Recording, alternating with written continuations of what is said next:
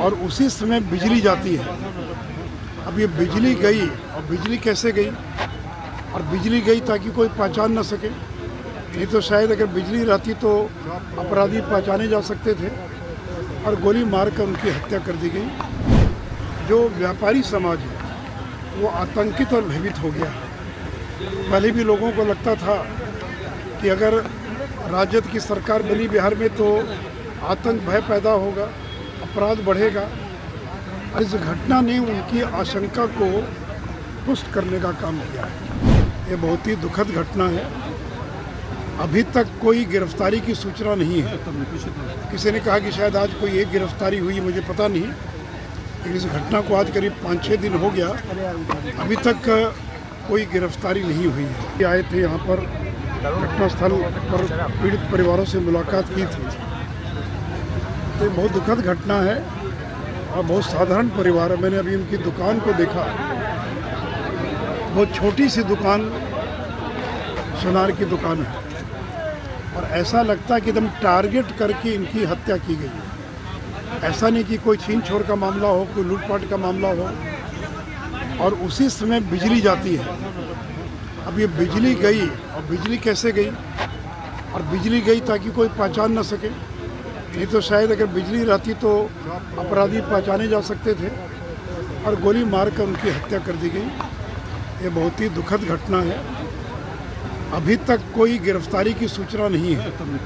किसी ने कहा कि शायद आज कोई एक गिरफ्तारी हुई, मुझे पता नहीं, लेकिन इस घटना को आज करीब 5-6 दिन हो गया, अभी तक कोई गिरफ्तारी नहीं हुई है। और एक प्रतिष्ठित व्यक्ति थे। इस एक घटना का प्रभाव ये हुआ है कि पूरे बिहार के अंदर जो व्यवसायी समाज है, जो व्यापारी समाज है, वो आतंकित और भयभीत हो गया है। पहले भी लोगों को लगता था कि अगर राजद की सरकार बनी बिहार में तो आतंक भय पैदा होगा, अपराध बढ़ेगा, और इस घटना ने उनकी आशंका को पुष्ट करने का काम किया है। यार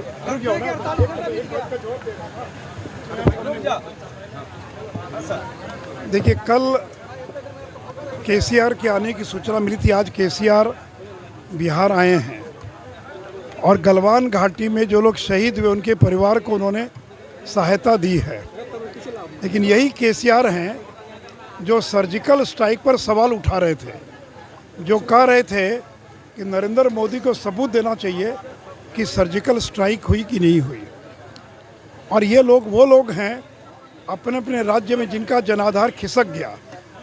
हैदराबाद नगर निगम का जब चुनाव हुआ 10 महीना पूर्व, तो बीजेपी 4 से बढ़कर 48 पर पहुंच गई, और केसीआर की पार्टी 99 से घटकर 56 पर पहुंच गई। अभी तक 2 बाई इलेक्शन हुआ वहाँ पर।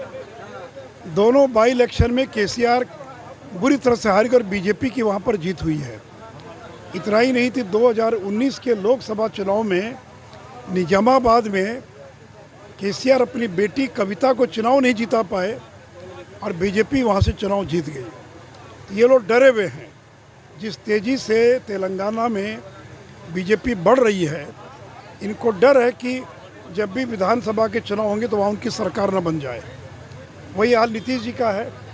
115 जीते, घटकर 71 हो गए, और 71 से घटकर 43 पर पहुंच गए। तो जिन नेताओं का जनाधार घट गया, जिनको अपने राज्य में कोई पूछने वाला नहीं है, जिनका बेस इरोड हो गया, ये सब लोग एकजुट होकर नरेंद्र मोदी का मुकाबला करने की कोशिश कर रहे हैं। लेकिन नरेंद्र मोदी का मुकाबला नहीं कर पाएंगे, क्योंकि नरेंद्र मोदी अगर 90 पर खड़े तो ये लोग 5 पर खड़े हैं। और देश की जनता और गरीब जनता, पिछड़ा समाज ये जानता है कि उनका अगर कोई तारनहार है तो वो नरेंद्र मोदी है। और नरेंद्र मोदी ने जिस प्रकार से गरीबों के लिए काम किया है, इसलिए जब भी लोकसभा का चुनाव होगा तो लोग नीतीश कुमार या केसीआर को वोट नहीं देंगे, उनकी पार्टी को नहीं देंगे, वो बीजेपी को वोट देंगे, क्योंकि वो चाहते हैं कि केंद्र में एक मजबूत सरकार बने, प्रचंड बहुमत की सरकार बने, जो चीन और पाकिस्तान का भी मुकाबला कर सके।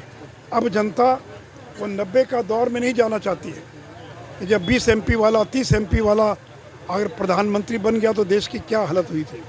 तो ये लाख जोर लगा लें, नीतीश जी कितना भी कुछ कर लें, ये केसीआर हो, अरविंद केजरीवाल हो, किसी के साथ भी दोस्ती कर लें, लेकिन नरेंद्र मोदी का मुकाबला नहीं कर पाएंगे। बिहार की जनता ने नरेंद्र मोदी के पक्ष में, बहुत ही दुखद घटना है। मैं जिला प्रशासन से यही